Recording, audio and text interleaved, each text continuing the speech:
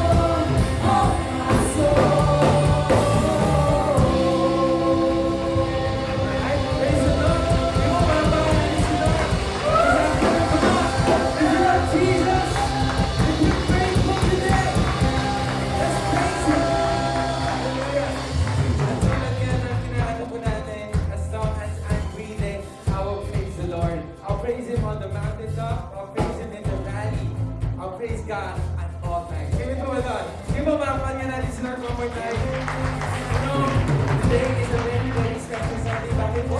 Because it's Palm Sunday. Ano po ba yung Palm Sunday? Dito po simulang mag-entrance si Jesus into Jerusalem para ano? Dito na po magsisimula yung resurrection niya and He's gonna become our Savior. But anyway, today is also a special Sunday. Bakit? Dahil may first-timers po tayo. Sino ba mga first-timers dito natin?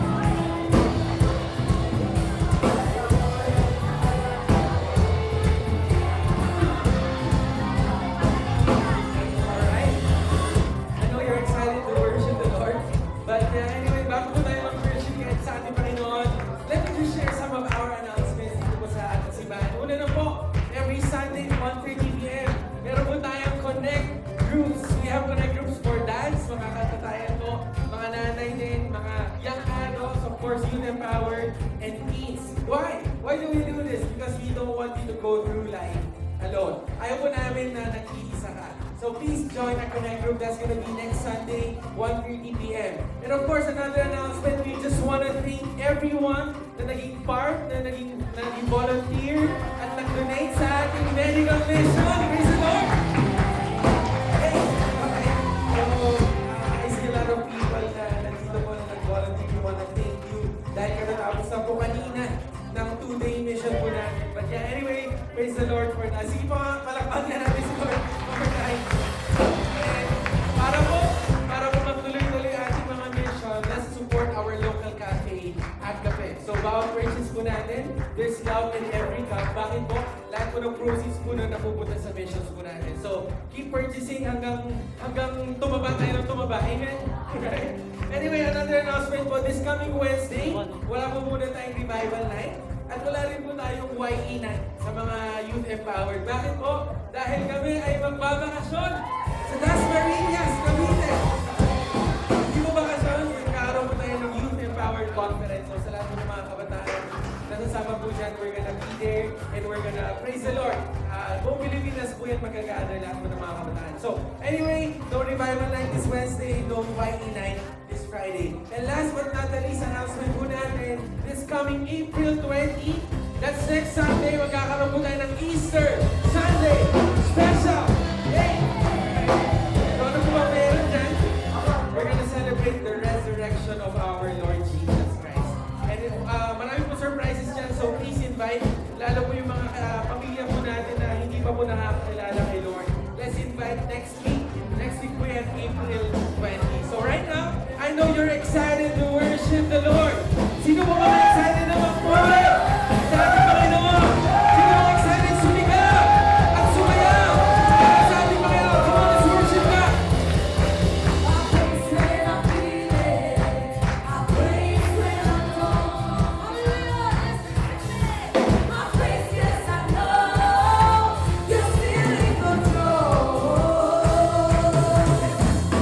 place is where the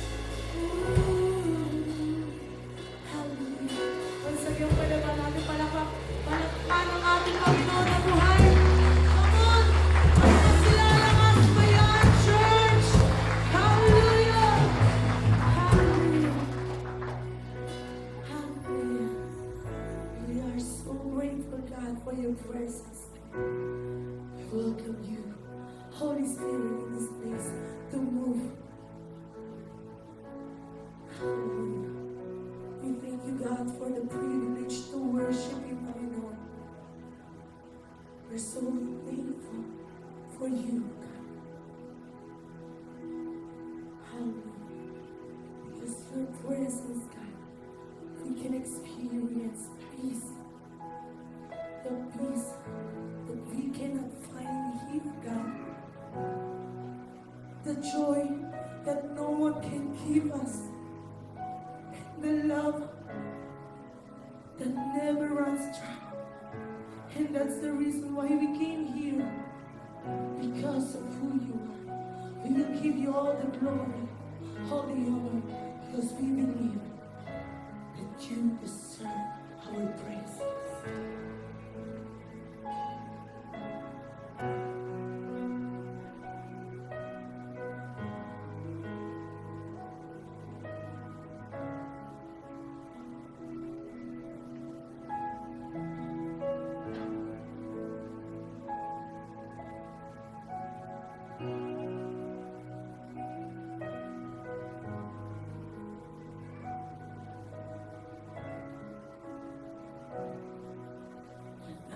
Generations falling down in worship to sing the song of ages to the Lamb. And no one gone before us, and no one will believe. Sing the songs forever to the Lamb. Your name is the highest, your name is the greatest, your name stands above them all. All thrones and dominions, all powers and positions, your name stands above them all. And the angels cry, holy, all creation cries, holy, you are lifted high, holy, holy forever.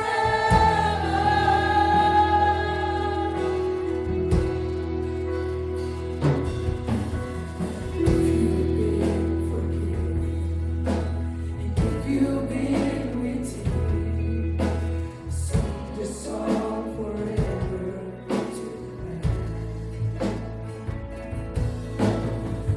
You walk in freedom. If you bear His name, sing the songs forever to the Lamb. Sing the songs forever and amen.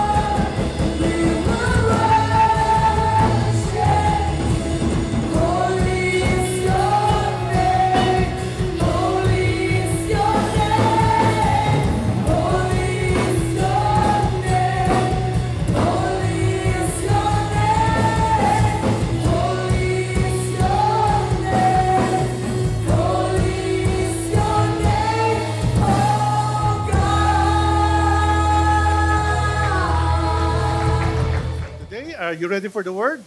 Yeah, excited po ako kasi medyo mahaba tayo ng konti. Medyo mahaba po yung ating pag-uusapan. And prayerfully that you are going to understand. That's very, very important. That you are going to absorb the things that we're going to learn today. And hopefully, prayerfully, that it will change your life. Okay? Yun po yun. But before that, sige nga po, for the meantime, let's just extend our hand. Please extend your hand toward me po, and please pray for me as I share the Word of God today. Thank you, Lord.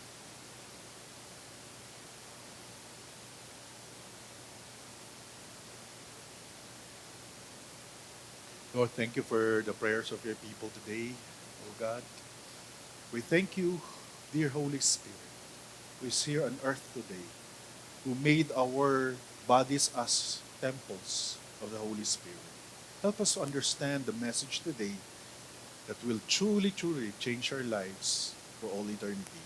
In Jesus' name, everybody said, Amen. All right. So, thank you sa lahat po naman nandito. And of course, as you all know, sa lahat po ng ating mga pagtuturo dito po sa ating church, ay nakabase po tayo sa salita ni Lord. How many of you believe that this book, from Genesis to Revelation, it's a powerful book? It's the Word of God. Ang ibig sabihin ng Word of God, Word talaga ni God. I mean, the God who created the heavens and the earth, the God who created us. Now, because of God, nandito po tayo ngayon. At meron po siyang libro. Ito pong Bible. From Genesis to Revelation. 66 books yan. At ito po ang magbabago sa buhay po natin. Kaya ang gagawin po natin ngayon is we go through the Word of God. Marami po tayong babasahin na Word of God, verses from the Scripture, passages of the Scripture, so that we're going to understand kung ano talaga yung topic na meron po tayo ngayon. And hopefully, we are going to apply our message today. And eventually, it will change your life. Alam niyo po ba kung gaano ka-powerful ang Word of God? Sabi ni Lord, heaven and earth will pass away, but this Word will never pass away. Sipin niyo po yun. Ibig sabihin nito, ang Bible, eternal. Ibig sabihin, everlasting to everlasting. Hindi po siya mawawala. As long as we are still here, nandyan ang Word of God, hindi na mapapalitan. And then, para sa heaven, dito na naman po ang basihan ng lahat po ng ating mga rewards from God. Kaya ang gagawin po natin, we're going to, have your participation. Amen? We're going to read the Word of God. Amen? So, okay. So, ito po yung ating text. Let's go there. Yan po yan. Ephesians 4:30. Ayan. So, gusto po natin na kahit papano ay ma-memorize nga natin yan. Okay po ba yun? Na-memorize na ba natin to? Kung isa lang po ang na-memorize mo, yung John 3:16, sana may pangalawa ka. Ito po yun. Okay. Amen po ba yan? Alright, so, sige po, all of us together, let's participate. Let's read the Word of God. Sige po. And do not grieve the Holy Spirit of God, with whom you were sealed for the day of redemption. Ayan po, napakaklaro po ang salita ni Lord na sinasabi niya, wag daw po nating saktan ang banal na Espiritu. Very clear. Tama? Yung grief po na yon, tandaan po natin yung po ay sorrow. Ibig sabihin, sorrowful. Wag po natin bigyan ng sama ng loob, kumbaga. Parang ganun. Wag po natin bigyan ng sakit. Wag po natin siyang saktan. Ayan po. Talagang tuloy-tuloy po na na-emphasize po yan in this verse and all the verses na kung saan ay napakadami nga po patungkol po sa topic po na ganyan. Kaya po, binibigyan po tayo ng isang, yung parang emphasis, kumbaga. Yung bang crucial thing na ilagay po natin sa puso natin, sa isip po natin, all throughout our lifetime as Christians. Lalo na nakakilala tayo kay Lord. Na ito po, bigyan po natin ng matinding pansin. Kasi kung titingnan po natin, hindi po natin siya masyadong naririnig. Let's face that. For some churches, hindi po natin masyadong naririnig patungkol po sa Holy Spirit. Yeah? Of course, we know God the Father, we know Jesus, but yung Holy Spirit parang hindi natin vague sa atin. Pero dito, binigyan po tayo ng napakaganda po na mensahe, passage of the scripture, para bigyan talaga natin ng priority. Kumbaga, kung may number 1 ka, siya dapat ang number 1 mo. Yun po yun. Pangalawa na lang po, ang lahat po ng mga aspeto ng buhay natin dito sa mundo. Right? Kung kumakain ka, pangalawa na lang yon. Kung nagtatrabaho ka, pangalawa na lang yon. Kung may family ka, pangalawa lang yon. Ang pinaka-importante, pinaka-emphasis dapat dito, yung pagmamahal mo sa banal na Espiritu. Alam mo kung bakit?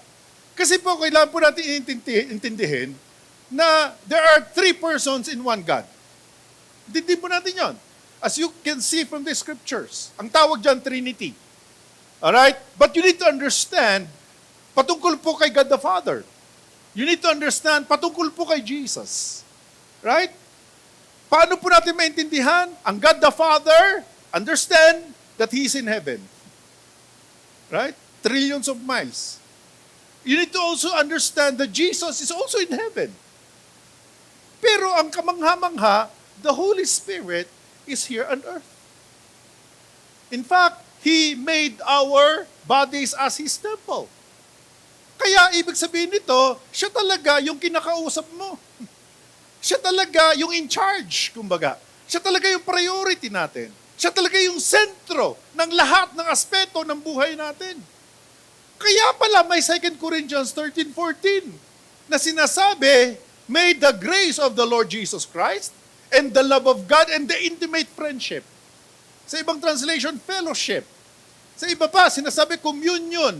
Ano po yung communion? Siya yung kausap mo. Sa lahat ng aspeto, ng sitwasyon, ng buhay mo. Kung kailangan mo ng tulong, siya yung divine helper. Kung kailangan mong manalangin, siya yung intercessor. Kung ikaw ay naapi, siya yung advocate. Kung ikaw ay, nagugulo linatang, hindi mo alam kung ano yung desisyon na gusto mong gawin, siya yung advocate. Kung ikaw ay sobrang nahihirapan na, sino sa inyo nahihirapan na sa mga sitwasyon sa buhay mo? Siya yung comforter. Kung ikaw ay nasa 0 na, siya din ay strengthener. At kung meron ka pang kailangan, siya rin ay standby. So, ibig sabihin nito, pinapakita sa atin kung gaano ka-crucial ang role ng Holy Spirit sa buhay po ng isang Kristiyano. At dito po, ay isipin niyo po ito. Sabi niya, do not grieve the Holy Spirit. Everybody say, do not grieve the Holy Spirit. Huwag mong saktan ang banal na Espiritu. Wow! Dito pa lang, binibigyan na po tayo ng isang bagay kung sino dapat ang pinapriority natin sa buhay natin. Kasi, sinabi na ni Lord na talaga nga naman din, from time to time, sinasaktan natin siya.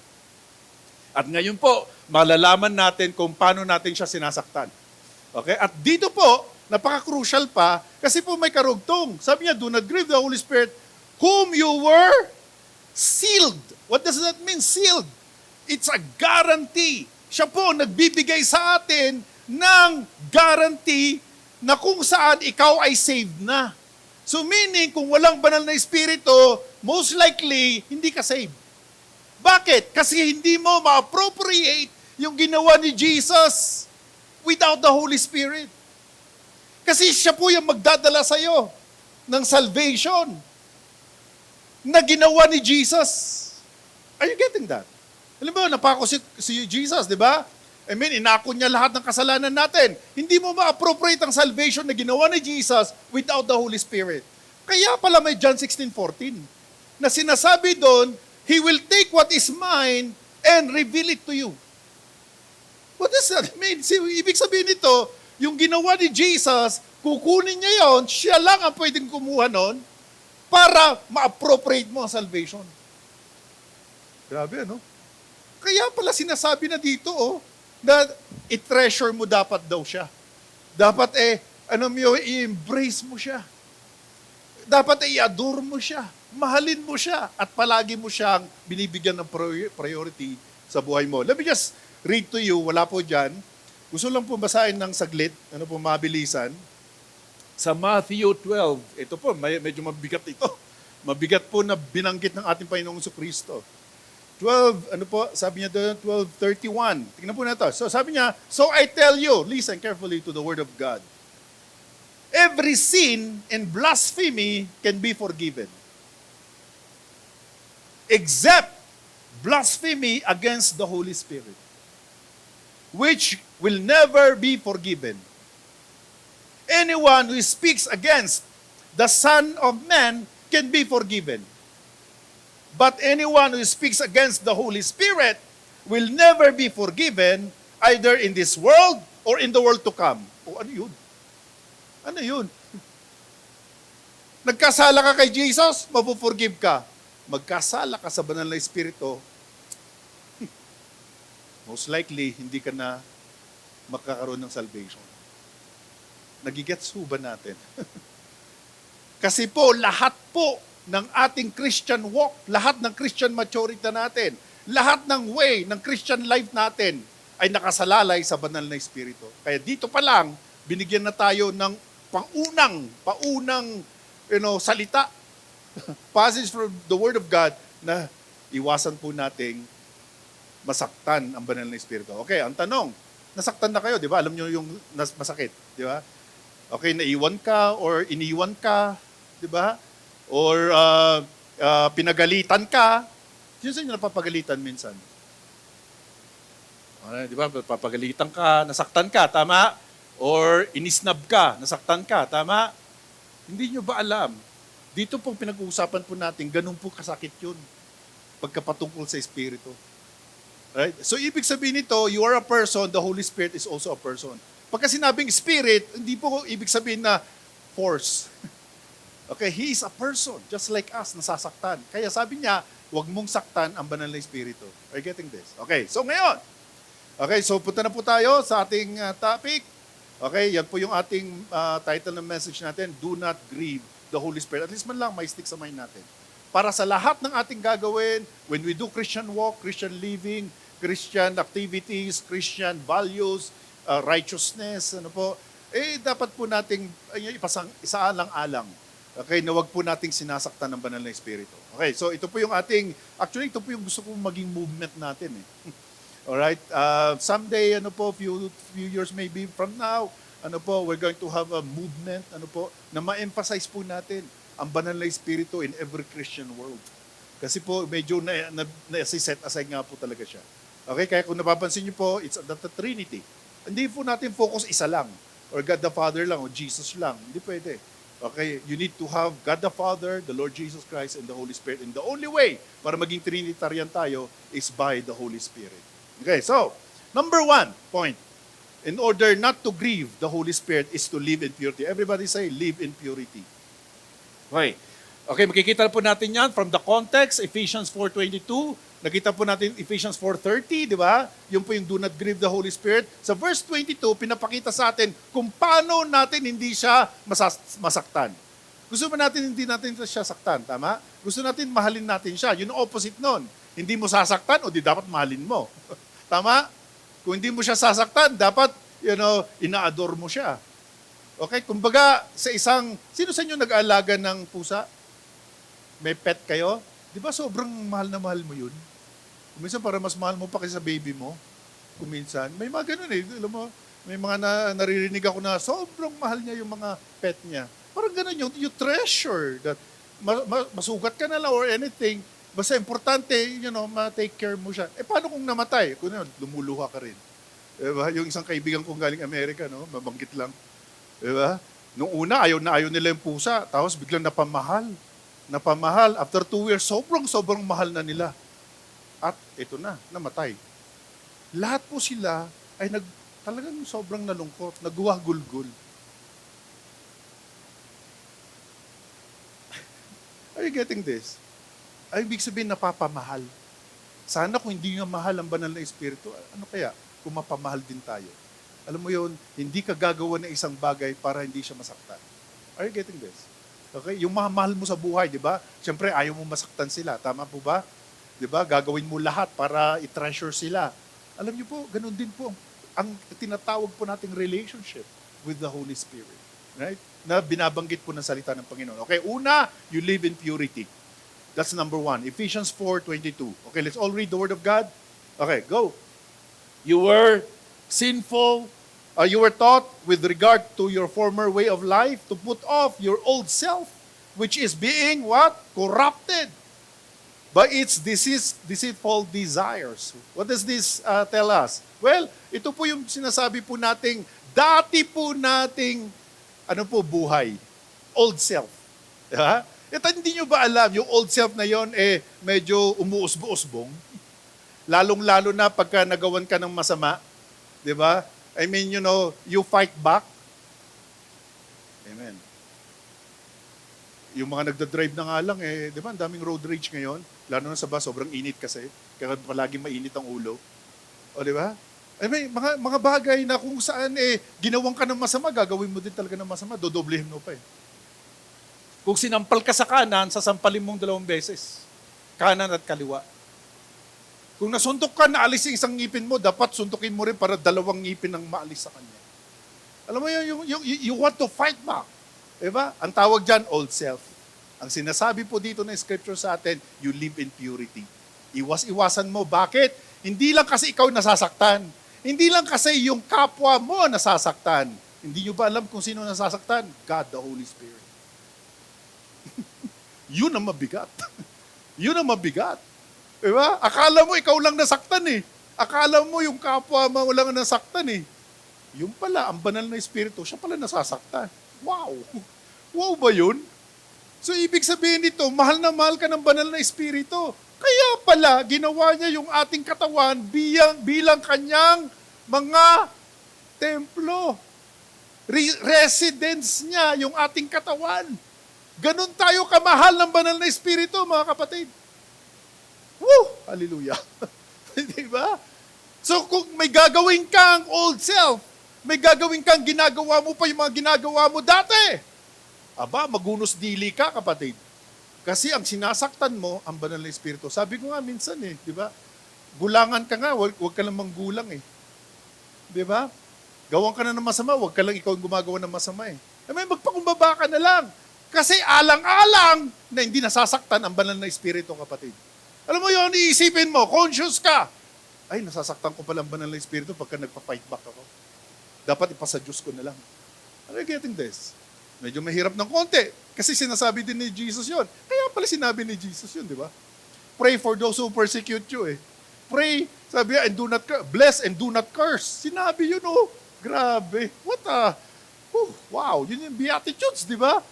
Kaya pala sinabi ni Jesus yun. Kasi nga, iniisip ng Panginoong Jesucristo ang banal na espiritu. Na nasasaktan mo ang banal na espiritu mismo.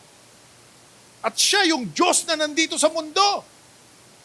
At siya yung Diyos na in charge sa atin ngayon. At siya ang nagpapalapit sa iyo, sa ating Panginoong Jesucristo, para mahalin mo si Jesus. Ang pangalan niya, Holy Spirit. Kaya pagka minamahal mo ang banal na espiritu, namamahal mo na rin ang Panginoong Jesucristo. Hindi mo pwedeng sabihin sa akin, mahal mo si Jesus without loving the Holy Spirit. There's no way. And there's no acceptable way that you can do to love Jesus and to love the Father without the Holy Spirit. Kasi siya ang nagdadala sa atin. Siya ang naglalapit sa atin at siya lang ang pwedeng makagawa noon. Bakit? Kasi siya ay God. Siya ay Diyos na kagaya ni Jesus and God the Father. He is God Almighty, mga kapatid. Kaya nga po minsan, mayroon po tayong mga medyo may konting kamali. Di ba? Kung minsan pagka na-favor ka, di ba? Kung isipin, nabigyan ka ng blessing, sino sa inyo nabibigyan din from time to time ng blessing? Na-increase yung finances mo, di ba? All of a sudden, nasagot yung panalangin mo, di ba?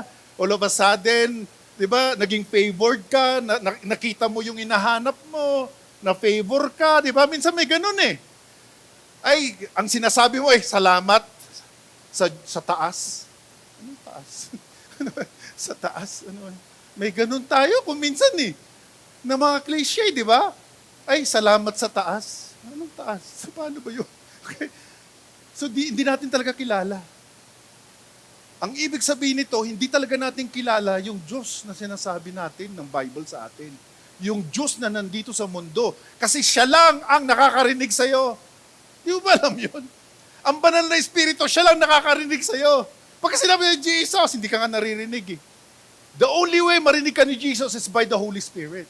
Kaya ang sabi niya, not by might eh, nor by power eh, but by the Holy Spirit. Are you getting this? Bakit niya sinabi yun kung pwede rin pala ikaw ang gumawa nun? At kung ikaw din ang gagawa para ma-reach out mo si Jesus, bakit may banal na Espiritu pa na nandito sa mundo? Ano ba bang use ng God, the Holy Spirit, kung kaya mo rin pala? Ayun ang nagiging problema natin, hindi tayo aware. Hindi tayo aware. We are naive. We are deceived. At hindi natin kilala ang God na nandito sa mundo natin ngayon. And His name is the Holy Spirit. Kaya dito pa lang, mga kapatid, let it be na mahalin natin siya para lalo po natin siyang, ma-experience sa buhay natin. Are you getting this? Okay, ito sinasabi ko lang po sa inyo. A lot of times, whenever you are in love with the Holy Spirit, sometimes the devil will also be your super, super enemy.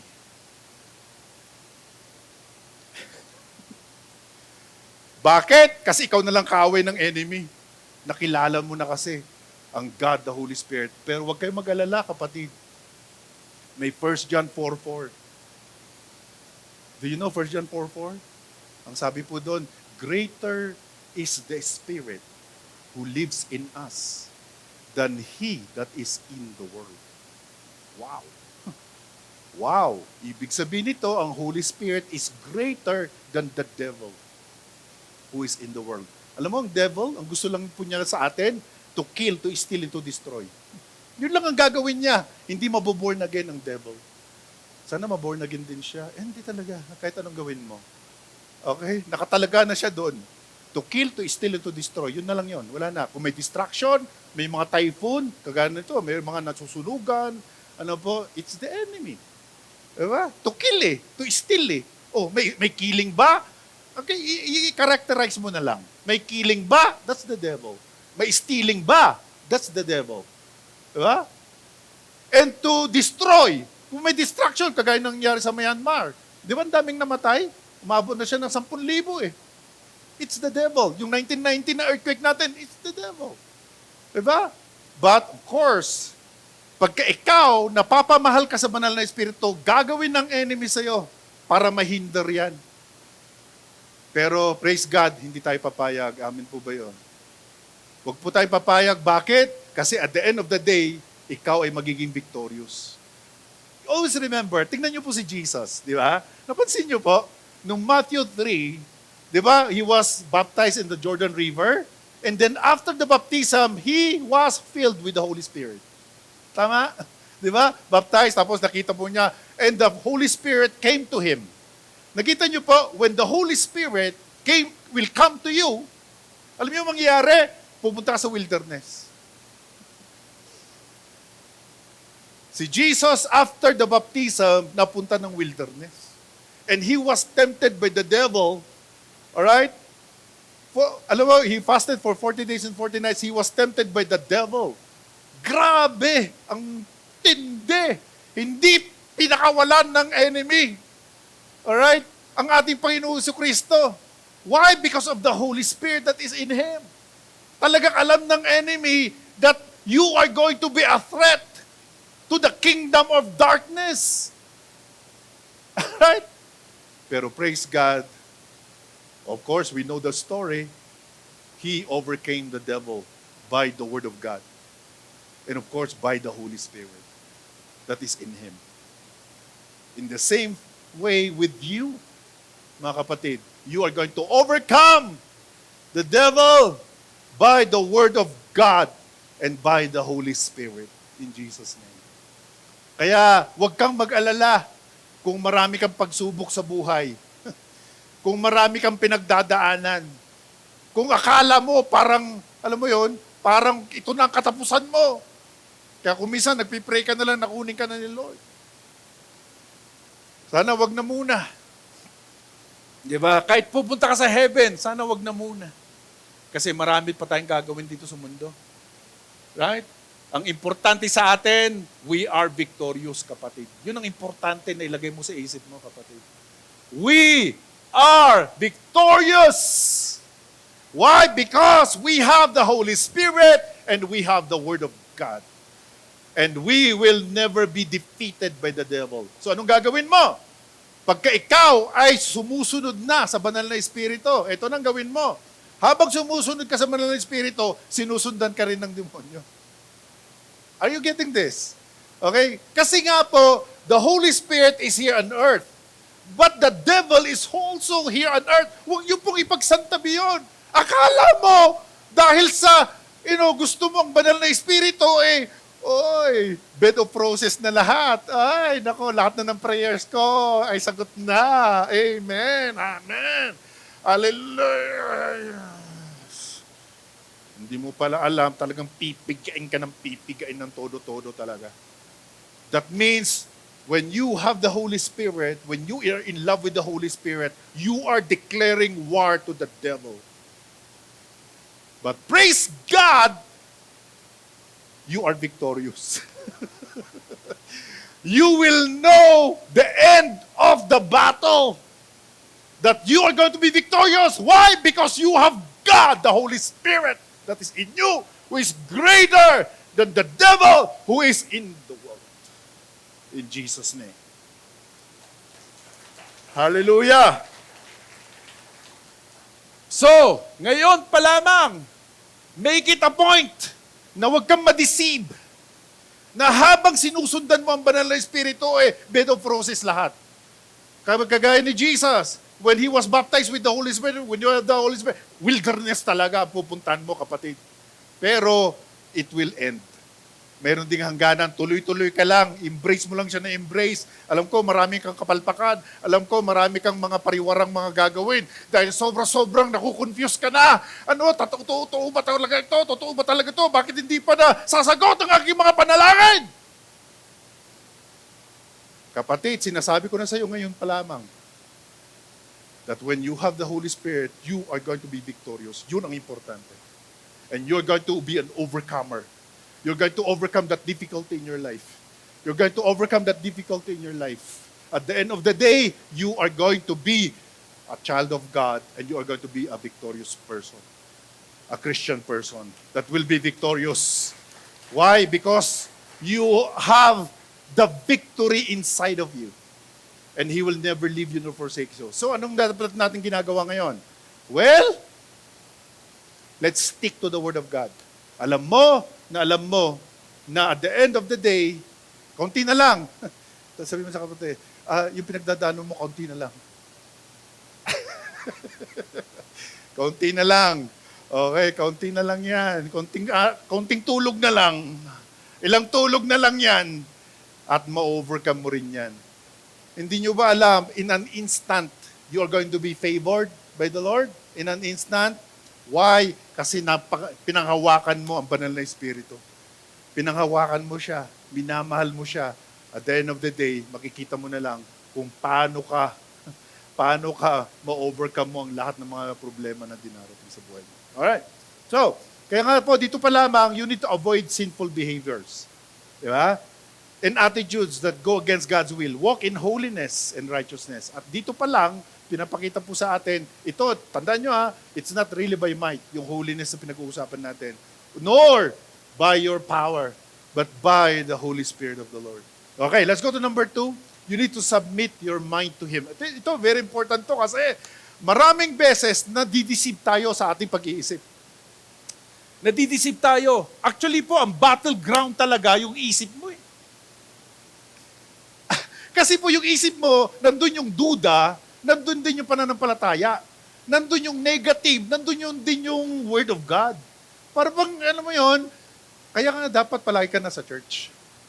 Kasi all throughout the week, kung minsan, totoo ba kaya itong aking napasukan? Ayun na, nagdududa ka na. Diba? Totoo ba itong church na to? Totoo ba ang Bible? Yung gano'n, kasi nga the enemy will do everything in his power para magduda ka. Kasi pag nagduda ka, wala na. That's the end of you. Right? So, bago mangyari yon, punta ka sa church ulit. Makarinig ka ulit. Kung pwede, i-rewind mo ito. Go over mo again. Okay? Para mawala na naman yung negative sa isip mo. Kasi ang negative, doubt kasi yun. Diba? At negative, doubt yun. Pag nag-doubt ka, yun na, kasalanan na. Kaya ang dami na backslide eh. Diba? Kristiyano na ang tagal-tagal, pero tignan mo, naiiba na naman. Diba? Yung old self na naman. Kaya nga may ganun eh, sa Bible eh. May old self eh. To the sinful nature ka na naman. Diba? Kaya nga dito, rini-remind na naman po tayo mga kapatid. Itong pinag-uusapan po natin, not to grieve the Holy Spirit kasi that's the only way. Alam niyo po ba, that's the only weapon that we have. Kasi kahit na may Word of God ka, okay, let me just say this again, and let me just emphasize this. Kahit may Word of God ka, pwede ka pa rin ma-deceive. Without the Holy Spirit, you can never understand the Word of God. Kasi siya yung author ng Bible. Okay? So that means you need to love the Holy Spirit and then you go to the Word of God. Kaya tingnan nyo po, lahat po ng mga kulto ngayon, puro Word of God din sila. Ang gagaling pang magdebate. Diba? Kay Father God lang ako, na oneness. Yung may iba, Jesus lang ako, oneness na. Diba? Pero ang lalaki naman nila. Diba? Hindi po nila nakita na tatlo talaga sila. Kaya nga po sa Genesis 1:26, sinabi niya, let us make man eh. Tatlo talaga sila eh. Diba? God the Father, God the Son, God the Holy Spirit, from all eternity to eternity. Kaya kuminsan yung isang dating pinanggalingan natin, napansin niyo po yon? Kaya totoo nga naman din yung pinanggalingan natin. Di ba? Alam nila eh. In the name of the Father, the Son, and the Holy Spirit. Familiar kayo doon eh. Tama? Familiar tayo lahat doon eh. Di ba? Yun ang pinanggalingan natin eh. Pero, kung minsan, may ang dami pa kasing mga dapat mong makakausapin. Alright? Pero ito kasi, sinasabi natin dito, according to the Bible, isa lang ang kakausapin mo, ang banal na Espiritu. Wala nang iba. Hindi si Saint ganito, si Saint, anong pangalan nyo? Saint Era, ganun. Lahat na lang, Saint eh. Oh, Saint Clyde, yun na ba? Yung ganun. Saint Joy, o di ba? Yung ganun. Saint Joey, o diba? Saint Kokoy, parang ganun na tayo. Palagi na lahat na lang. So, ibig sabihin nito, hindi talaga tama. Are you getting this? Hindi talaga tama. Ang sinasabi ng Bible, God the Father, God the Son, God the Holy Spirit, that's the only thing. You need to talk to them. That's it. Okay, pero ang kung isa lang ang kinakausap mo, it's the Holy Spirit. Bakit? Kasi siya magdidikit sa'yo kay Jesus. Siya rin ang magdidikit sa'yo kay God the Father. Are you getting this? Okay, para hindi ka ma-confuse sa dami ng mga naglipa ng mga katuruan. Okay? Praise the Lord for the Holy Spirit. He's the one who's going to guide us into all truth. Wow!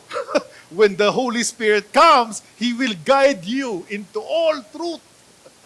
Hindi ka na mapapariwara at hindi ka na magkakamali kung ini-embrace mo ang banal na Espiritu sa buhay mo. Right? Kasi, pagka sinasabi mo, Word of God ka lang, without the Holy Spirit, it will kill you. 2 Corinthians 3:6. The Word and the Spirit. Right? If it's only the Word, it will kill you. You need to have the Holy Spirit so that you are going to be in the right path. Alright, so, okay, let's go to the Word of God, Ephesians 4:23. Tingnan niyo po ito, very clear, ng Word of the Lord. Let the Spirit, referring to the Holy Spirit, renew. Tingnan niyo po, siya pala ang magbabago sa isip natin. Hallelujah! Siya lang ang pwedeng makapagbago sa isip natin. Yung napapariwarang iisip natin, yung puro duda na pag-iisip natin, yung puro negative na pag-iisip natin, siya lang pala ang pwedeng makapagbago sa ating pag-iisip.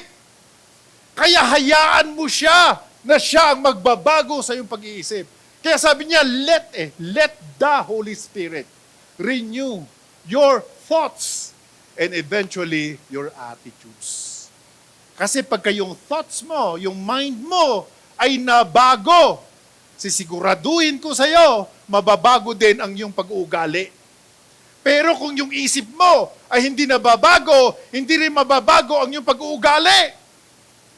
Kaya kung napapansin mo, napapariwara tayo. Kristiyano kang naturingan. Pero kung minsan hindi ka Kristiyanong ugali, pangalan Kristiyano, pero ang ugali hindi. Kaya nga, praise God, hindi pa huli ang lahat. Tingnan mo yung katabi mo. Okay, wala ka nang sasabihin. Hindi pa huli ang lahat, kapatid. Pwede pa tayong magbago. Paano? Ayan ang sinasabi ng Bible sa atin. No? Let the Holy Spirit renew your thoughts and your attitude. Kasi kung minsan, may mga nakikita sa atin na napupuna. Di ba? Ang tagal mo ng Kristiyano, nag-a-usher ka pa. Di ba? Lahat ng mga ministries, nandun ka. Di ba? Pero yung attitude mo, medyo magaspang pa. Lahat naman tayo ganun. Pero praise God, may good news. Amen. Ang good news ay, yun pala ang kailangan natin, ang banal na Espiritu pala. Hallelujah. Siya pala, hindi pala tayo. Di ba? Ang gagawa nun, ang banal na Espiritu pala ang gagawa nun. Right? Para hindi tayo magkasala din. Hindi lang dun sa ugali mo, pati pagkakasala mo. Kung yung isip mo ay hindi na bago, sisiguraduhin ko sa'yo magkakasala ka from time to time. Mawawala sa'yo ang Word of God eh. Walang nagre-remind sa'yo eh. Walang nagbabago sa'yo eh. Walang tumutulong sa'yo para mabago ka. Kasi hindi mo mababago ang sarili mo. And the only way na mabago ang sarili mo is by the Holy Spirit na sinasabi ng Bible sa atin. Okay, let's go to number 3. Woo! Excited pa ako. Amen! Alright, so number 3, put away anger. Okay, ito na, medyo mabigat ito. Okay, in order for us not to grieve the Holy Spirit, do not go to your old self. Second, you need to renew your mind. In order for us not to grieve the Holy Spirit, put away anger. Sino sa inyo nagalit na? Parang tayo yata lahat. Okay. Alright, so, pagka nagalit ka, hindi mo pa napapansin. Pagka nagalit ka, lahat nadadamay. Pati yung walang kamuhang-muhang na upuan. Nananahimik na upuan, bigla mong tatadyakan. O, diba? Pati yung pinggan. Kung ikaw ay naguhugas at sobrang galit mo, pati pinggan na nananahimik. Pati yung lumilipad. Alright? Kaya dito po sa Bible, sinasabi, Ephesians 4:26-27, everybody read the Word of God. Come on. And do not sin. Tingnan nyo to. Do not sin by letting anger. Wow! Control you. Tapos sabi niya, do not let the sun go down while you are still angry. For anger gives a foothold. Eto na, mabigat dyan. Ito na, mabigat dyan. So, nagiging kaibigan mo palang enemy pagka ikaw ay nagagalit. Hindi, ayaw kong enemy. Ayaw ko siya. Hindi, nagalit ka eh. O di, ni-embrace mo rin siya. Are you getting this? Kaya napapansin nyo, pagka nagalit ka, wala ka na sa sarili mo. Napansin nyo yun? O hindi pa kayo nagalit talaga? Ay, di ba nagagalit tayo ng todo-todo kung minsan? Ang dami natin mga paraan, ang dami mga nangyayari sa atin na nagagalit tayo. Yung ang comfortable situations that we have, yung prayer mo hindi pa sinasagot, di ba? Tapos, all of a sudden, yung expectation mo, di ba? Yung expectation mo, hindi pa nangyayari. Lalo na sa asawa mo, amen? Sino may mga asawa dito? Di ba? Yung expectation mo, kung minsan na-frustrate ka rin, kung minsan nagkakaroon ka ng anger, di ba? Kasi dapat mabago na yan eh, noong pa dapat yan eh. Ay, may ganun eh. Eh, bakit ikaw ba magbabago? It's the Holy Spirit who's going to touch that person, your spouse, to change him or her, hindi ikaw. Kung sasabihin ko rin sa katabi mo, huwag na lang. Okay? Diba? Hindi ikaw, hindi tayo. It's the Holy Spirit who's going to change the person. Right? Kaya ngayon pa lamang, kausapin mo siya ng kausapin. At yung ayaw mo sa spouse mo, di ba? Yun din ang, yun ang gagawin ni Lord sa kanya. Yung sa mga kaibigan, magkaibigan, di ba? May sa mga kaibigan natin, kung minsan may mga ayaw ka sa kanya, pero gustong-gusto mo naman siya kausap, di ba, in everything. Right? And syempre, kung yung mga ayaw mo, eto na, ang word ni Lord. You need to have the Holy Spirit. Okay? Para mangyari yung minimiti natin sa puso natin. Right? So, tingnan nyo. Foothold of the devil. Okay, let's go to number 4. Guard your words. Ito na, medyo matindi na. Patindi na patindi. Tingnan nyo po yung context, nandun lahat, for you to grieve the Holy Spirit, di ba? Nandun po yung anger, di ba? Nandun po yung old self mo, nandun po yung, yung pagiging pure mo, di ba? And then, sabi niya, guard your, another thing na nagigrieve natin ang Holy Spirit kung hindi tayo, alright, hindi tayo maingat sa namumutawi sa ating mga labi. Hallelujah. Kaya kung hindi mo maiwasan, di ba, magsalita ng masama, ano kaya kung magbasa ka sa Bible? Punta ka sa Matthew 12, 31 to 32. Imbis na magsalita ka ng masama, basahin mo na lang yung Bible. At lakasan mo, palitan mo yung words na dapat mong sabihin. Sinasabi nga nila pag galit na galit ka daw, okay, huwag ka muna magsalita. Medyo mahirapan ka talaga hindi magsalita. Sino ba nagsabi kasi na magbilang ka lang ng 10? 1, 2. Mahirap yun. Kailangan magsalita ka Kailangan mayroon ka sasabihin. Kailangan siwalat mo lahat. Yung galit mo, tama? Okay, kaya nga, ang gagawin mo, dapat na-memorize ka ba? For God so loved the world! O yung gano'n, parang galit ka, pero ang word of God pala yung sinasabi mo. Are you getting it? Okay. Para may iba, di ba? May memorize ka, may memory verse ka sa Bible. Para imbis na masama yung sasabihin mo, word of God yung namumutawi sa labi mo. Lalo mong dinidefeat ang enemy dyan. Why? Because you are quoting the word of God. Hallelujah. Kaya tingnan mo, Ephesians 4:29. Tingnan niyo po ito. Let no corrupt, kita niyo? Let no corrupt, yung mga masasamang words natin, gusto pa man din natin bigkasin. Hindi natin makontrol. Lalo kung galit na galit ka, kailangan mong bigkasin. Tapos sabi niya, proceed out of your mouth, but that which is good. Tingnan niyo to. To use in edifying, that it may minister grace unto the hearers. Kasi ang salita talaga, medyo mabigat talaga yan. Di ba? Lalo mo, sa mahal mo sa buhay na magsalita ng isang bagay, di ba? Medyo nagpipenetrate sa kaluluwa mo. Lalo kung masama. Kaya dito, sinasabi niya, dapat for edifying. Yan po yung word of God. Okay, bakit mo gagawin for edifying? Kasi nga, nakalink kasi doon sa wag mong saktan ang banal na Espiritu, nakalink doon. Kasi pati words po natin, medyo, alam mo yun, tamed dapat tayo. Kasi nga kaya po yung dila po natin, talaga nga naman din. Hallelujah. Kung hindi mo maiwasan magsalita ng hindi maganda, maghaliluya ka kaya muna. Okay? At least man lang bukang bibig mo ang salita ni Lord. Minsan gawin nyo nga yun. Kung minsan tayo pag nagugulat, di ba? Alam mo kung ano nasa puso Ah! May sasabihin siyang masama Minsan gulatin mo yung kaibigan mo, malalaman mo kung ano nasa puso niya.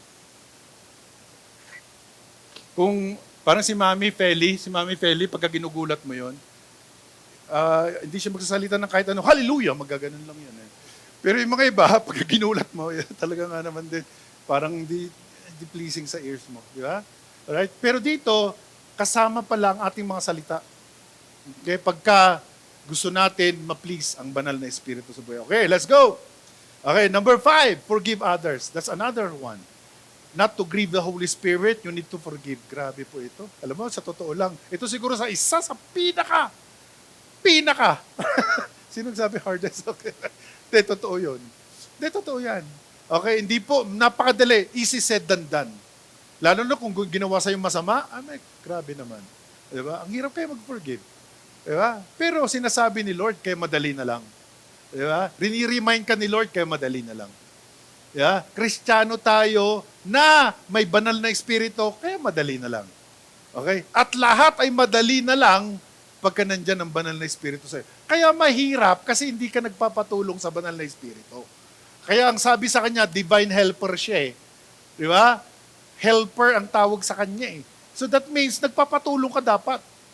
Di ba? Para mapagtagumpayan mo itong mga kasalanan na to. At ang maganda nito, at the end of the day, you are pleasing the Holy Spirit instead of grieving the Holy Spirit. Tingnan niyo po ito, Ephesians 4:32. Everybody read the Word of God. Come on. Be kind to one another, to the tender-hearted. Tingnan niyo po, forgiving one another as God in Christ forgave you. O, di ba? Hallelujah ba yan? Thank you, Lord, for God's Word, di ba? Ang sarap naman pakinggan. Amen. At ito, madali na lang to sa totoo lang. Yung mga tatay mo, ginawang ka ng masama dati, or hindi ka man lang sinipot, di ba?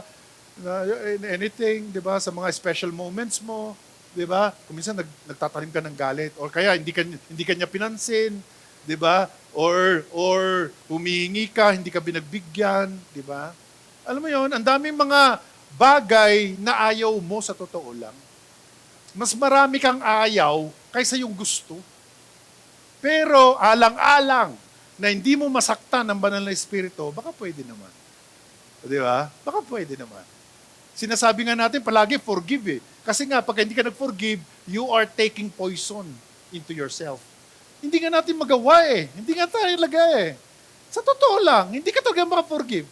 There's no way. Kahit na ano pang mga principles na dapat kong sabihin sa inyo. Number 1, number 2, hanggang 93 points. Hindi ka talaga makaka-forgive. Hindi! Matinding ginawa niyo sa akin. Tatay ko na yan. Yung nanay ko yan na yan. Yung kapatid ko na yan. Yung hindi ko na siya kakausapin. Baka ngayon na lang. Kasi kinukonvict ka na ng banal na espiritu. Ha? Sinasabi na ni Lord sa atin. Kung hindi ka mag-forgive, hindi ka rin forgive. Di ba matindi yun? Kaya dito, sinasabi na ng Panginoon sa atin, bakit mo i-forgive? One reason lang, isang bagay lang. Bakit ka mag-forgive? It's your favor. Favor upon you. Bakit? Why? Because you are loving the Holy Spirit. Hindi mo sinasaktan ng banal na Espiritu. Grabe, no? Sipin niyo po yun saglit. Sa relationship, di ba?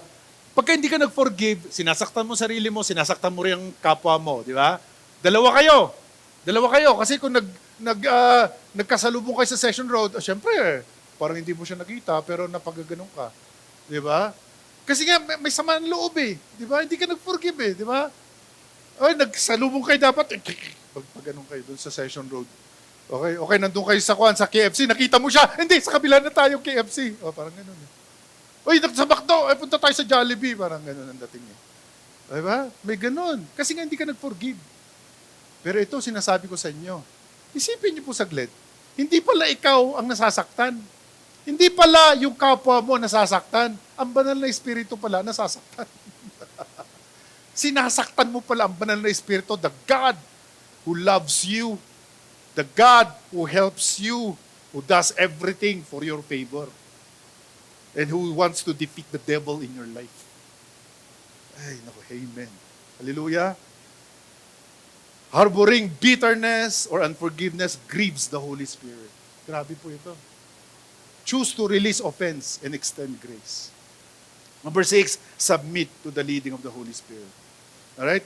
Galatians 5:16. Ano sabi niya? Okay, everybody, come on. Walk in the and you shall not fulfill the sin, actually, of your flesh. Right? Kaya nga dito po, sinasabi na po natin, paano ba yung walk in the Spirit? Parang ikaw, di ba? Ikaw ay naglalakad, di ba? Lahat kasama sa katawan mo. Ganon din ang banal na Espiritu. You walk with Him. Kasama mo siya sa lahat ng pupuntahan mo. Sa lahat ng iniisip mo, dapat palagi mo siyang iniisip. Sa lahat ng kausap mo, dapat number 1 siya na kinakausap. Getting this? Okay. Actively seek to follow the guidance in your daily life rather than relying on your own desires. Yan po yun. Then number 7, maintain unity in the body. Tayo po, napaka-importante sa atin yan. Okay, you maintain the peace. Kasi hindi pwedeng hidwaan eh. Hindi pwedeng kanya-kanya tayo. We are united dapat. And the only way that we are, how many of you want to be united? Para bang iisang goal tayo, iisang direction tayo, iisang layunin tayo. Di ba gusto natin lahat yun? Hindi natin magagawa without this verse. At ang sinasabi po dito, tingnan niyo po, Ephesians 4:3. Make every, ano sabi niya? Effort. For what? Anong dapat natin? Make every effort to keep, ano sabi niya? Yourselves united. Nakita niyo? United in the Holy Spirit. Binding yourselves together para magkaroon ng peace. Grabe, ano? Pati sa pamilya mo, ito po yung pinaka-importante. Paano po ito ginagawa? Well, ganito lang po yan. Imbis na ikaw, naghahangad ng peace. Imbis na ikaw, naghahangad ng unity, alam mo ang gagawin mo? Kasi hindi pwede mangyari yun eh. Magkakanya-kanya tayo eh. Iba-iba tayong isip, iba-iba tayong upbringing. The only way magkaroon ng unity is to go to the Holy Spirit. All of us will go to the Holy Spirit. Siya yung number one sa buhay natin. And then, the Holy Spirit will make you united. Okay? Imbis na tayo ang gumagawa nun, it's the Holy Spirit. Siya yung pupuntahan natin. Lahat tayo. Right? The same Holy Spirit na nasa akin, yun din ang Holy Spirit nasa sa inyo. So, anong gagawin natin? You need to embrace Him. You need to love Him. And then, praise God, pamilya mo, we will be united. Kasi number one, ang Panginoon, siya yung gagawa nun. Kung hindi pa ngayon, huwag kayong mag-alala. Mangyayari din. Okay? Huwag kayong mag-alala. Hindi pa naman isang araw. Okay, importante alam mo na to. Okay, importante ikaw muna. Kay Holy Spirit ka muna. And then someday, you're going to be united. Sa church or anything else. Okay, sabi niya, promote harmony within the church and among fellow believers as this unity disrupts the Spirit's work. Kaya nga napansin niyo po, ang mga churches natin, disunited. Kasi nga po, nagkakanya-kanya tayo. Iba-ibang denomination, iba-ibang paraan, iba-ibang leadership. Pati sa body of Christ, iba-iba. Diba? Bakit? Well, gusto kasi natin maging united. Hindi natin kaya kasi. You need to have the Holy Spirit. Kailangan lahat tayo dumidirect sa Kanya. Lahat tayo dumidirect sa Kanya at siya na ang bahala. Why? Nothing is impossible to Him. Why? Because He is God. The Holy Spirit is God Almighty. And He is the same with Jesus and God the Father. Right? Kaya walang imposible sa Kanya. Bakit di po natin alam yun? Bakit di natin alam yun? Na walang imposible sa banal na Espiritu. Bakit walang imposible sa Kanya? Sa lahat ng pinagdadaanan mo, isang pikit mata lang, in a blinking of an eye, magkakaroon ka na ng favor. In a blinking of an eye, you're going to have the breakthrough. In a blink of an eye, you're going to have the prayers answered. In a blink. Why? Because He is God Almighty. Simple. Di ba? The Holy Spirit is God Almighty. Nothing is impossible to Him. To Jesus, nothing is impossible to Him. God the Father, nothing is impossible to Him. Why? Because they are God. Alright? So, yun po yun. Kaya pag nasa Holy Spirit tayo, wala ding imposibility sa Kanya. Kasi nga, God din siya. Okay? Ang maganda lang dito, kailangan po natin alam yung role ng bawat isa. Okay? Kasi hindi ka makakarating kay Jesus because He is God and He is in heaven. Hindi mo siya marireach. Kay God the Father, hindi mo rin siya marireach. Pero ang Holy Spirit, marireach mo. Kasi nandito siya sa mundo. Nandito siya sa kalagitnaan natin. Right? Siya yung naririnig natin. Yung sa ating spirit, di ba? Uy, huwag kang punta dyan, huwag kang punta. Kung minsan naririnig niyo ba siya? Actually, nagsasalita siya. At siyang naririnig mo, ang pangalan niya, Holy Spirit. Siya naririnig mo. Pagka sinabi mo, si God ang narinig ko Holy Spirit yun. Parang yun nangyari sa akin. More than 2 years ago. Grabe. Hindi ko nga alam to eh. Yung 2 Corinthians 13:14, naging alive. Narinig ko si God. Mismo. When I was here, dito mismo sa place na to, itong place na yan. Diba? Nandito lang ako sa church noon. Narinig ko si God, nag-speak siya sa akin. And then I went to the Word of God, ngayon ko lang siya nakita. And many, many times, nakikita ko na yun, pero hindi ko siya, walang rema. Ayun, nakita ko siya. And then we were able to write the book. Diba? Nakita niyo naman po. Ganun po yun. It's a fruit of a revelation. Actually, lahat po tayo gustong magsalita ang banal na Espiritu. Huwag lang natin siyang i-resist. Okay, so kaya lastly, number 8, ignoring the Holy Spirit. Ito na pinaka-crucial sa lahat. Many, many times we ignore Him. Right? Hebrews 3:7. Tingnan niyo po ito. Tingnan niyo, that is why the Holy Spirit says. Kita niyo, ang Holy Spirit ay nagsasalita. Grabe. Kung force siya, hindi siya nagsasalita. Diba? Kung bagay lang siya, hindi siya nagsasalita. Pero dahil person siya, The same with Jesus and God the Father, nagsasalita siya. Ang kailangan lang po natin, marinig, maging sensitive tayo sa kanya sinasabi. And then, Acts 7:51. Tingnan niyo po, you always resist the Holy Spirit. Tingnan niyo po ito, sa last part. You always resist the Holy Spirit. Bakit? He's a person that you can be in love with, that you can embrace. Kahit saan ka pumunta, praise God. Yun ang difference kay Jesus and the Holy Spirit. Kay Jesus noon, nasa isang place lang siya at the same time. Pero ang Holy Spirit, He is in one place at the same time to anywhere in the world. Kahit saan ka pumunta, nandun ang banal na Espiritu.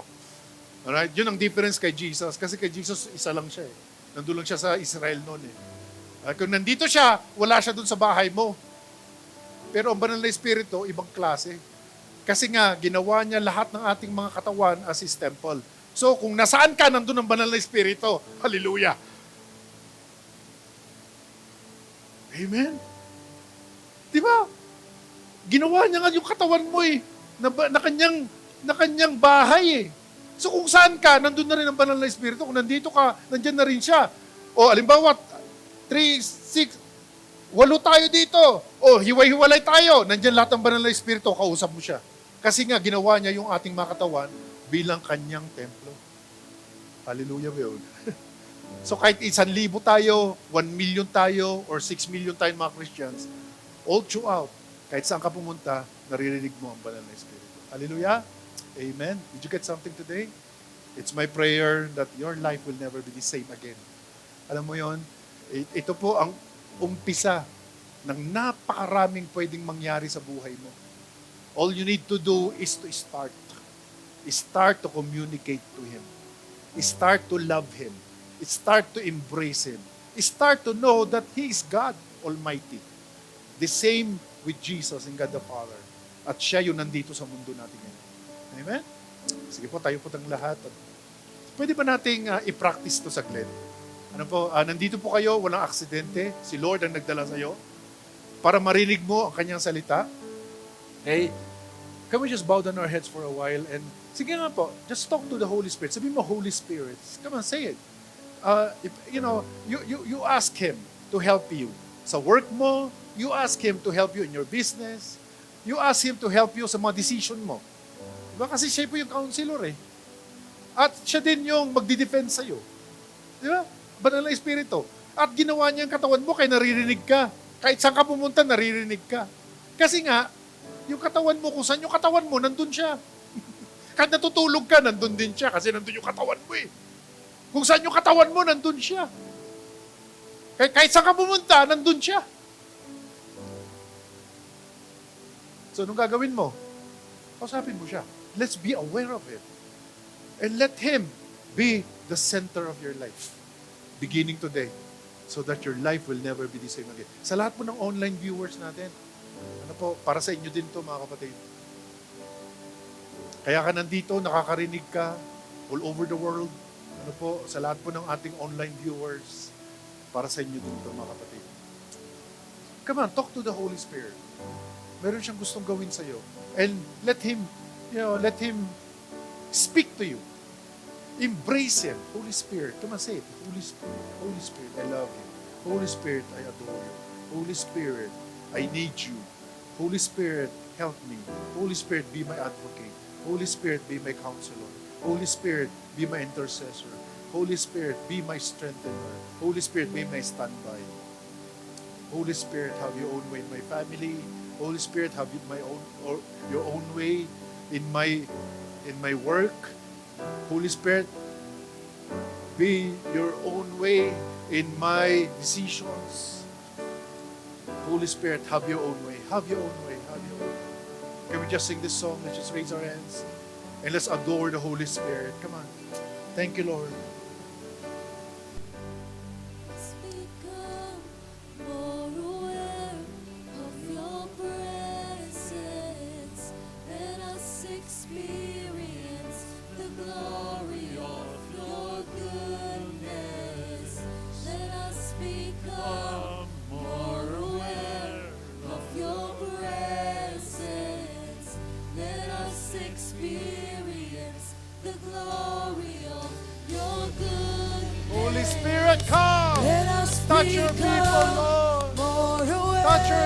people, of Lord. your presence. Oh, Rabba, Huraba, Let Huraba, us Huraba, experience the Come on, Spirit of the Lord, glory touch your of people. Touch your people. goodness. Touch your Let us people. Touch us. become Touch us. more aware of your presence. Let us experience Come on. the glory of your goodness. Let us become more aware of your presence. Let us experience the glory of your goodness. Let us become more aware of your presence. Let us experience the glory of your goodness. Holy Spirit, you are welcome here. You're welcome, Lord, in this church. These places, You're welcome, Lord, in all our ministries. You're welcome, Lord, in our thoughts. Your You're welcome, Lord, in our hearts. God You're is welcome, Lord, in our hearts, our Lord. families, in our work. To be overcome by your presence, Lord. Holy Spirit, are welcome. Come flood these places, the atmosphere. Your glory guides our hearts, Lord. To be overcome by your presence, Lord. Holy Spirit, you are welcome. Come flood these places with the atmosphere. Your glory guides our hearts, Lord. To be overcome by your presence, Ah, the Lord. Holy Spirit. Your presence, Lord. Your presence, Lord. Your presence, Lord. Thank you, Lord. Thank you, Holy Spirit, for your presence. Thank you for loving COG Baguio, Lord. Thank you for loving every one of us. Thank you for touching us to know you. Lord, we pray that every decision, everything that we do, may we recognize you, Holy Spirit. We love you, Holy Spirit, all the days of our lives. Forgive us for all our sins and cleanse us from all unrighteousness. At this time, brothers and sisters, we're going to give unto the Lord. Alam niyo po, sa mga ganitong pagkakataon na nandun yung pananampalataya mo, napaka-importante po yun. Napaka-importante po ang pananampalataya. When we give unto the Lord, it's going to be by faith. Hindi po ito yung parang gusto mo lang gawin or gagawin mo lang or obligation lang. Hindi po. You go beyond that. Napaka-importante po ang pananampalataya. And now you're in faith. Let's do something different. Let's do something great. You know, as we give unto the Lord. Even more than what we have prepared. For those online, I speak to you as well. That God is going to bless you abundantly as you sow your seed by faith. Right here, right now. That God is going to multiply what you have sown. And we just declare that to you in the name of Jesus. In the name of Jesus. Bless, O Lord, our tithes and our offering. As you said in your word, we stand in your word by faith that you're going to open the windows of heaven and pour out so much blessing upon your people. In Jesus' name. Come on, let's raise our hands for the blessing. The Lord bless you and the Lord keep you. The Lord make His face shine upon you. The Lord be gracious to you. The Lord turn His face toward you and the Lord will give you peace. Right now we declare, everyone in this church and those online viewers right now, that you are going to prosper in all things and be in health, even your soul prospers. Goodness and mercy will follow you all the days of your life. And you will dwell in the house of the Lord forever. With long life, God will satisfy us and show us His salvation. Come on, let's receive it. In Jesus' name.